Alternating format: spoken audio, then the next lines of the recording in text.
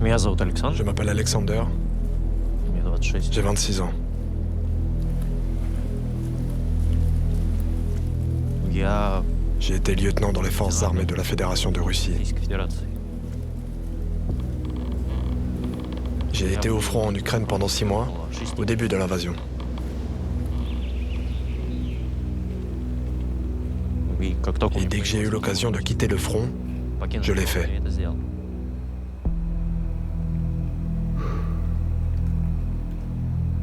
Tant de gens ne comprenaient pas pourquoi cette guerre était nécessaire. Достаточно много потерь просто из-за Il y a eu énormément de pertes, того, что tout simplement parce que le commandement n'avait aucun plan и отдавала et donnait des ordres suicidaires. приказы. Единственное, в чем La seule chose dont on ne manquait pas, c'était les armes. оружие.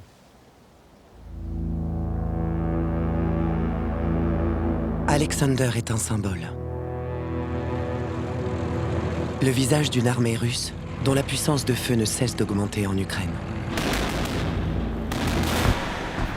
Alors que les négociations de paix patinent, la Russie continue de déployer des armes, encore jamais utilisées sur un champ de bataille. La Russie a mis au point des missiles hypersoniques. Ils sont tellement rapides que seuls quelques systèmes de défense dans le monde sont capables de les arrêter. Des armes d'un genre nouveau, avec lesquelles le régime russe menace désormais l'Occident.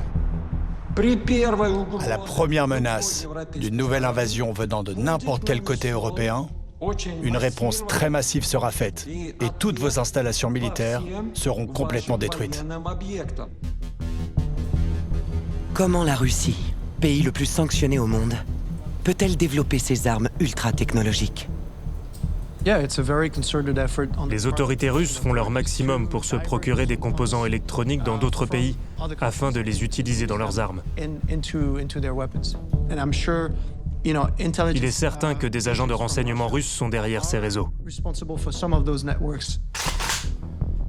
Espions, mais aussi trafiquants d'armes. Les réseaux russes ont plusieurs visages. Un RPG, c'est parfait pour détruire des chars ou des camions en Ukraine. Plongé dans les méandres de la machine de guerre russe, un monde opaque, orchestré par Vladimir Poutine en personne.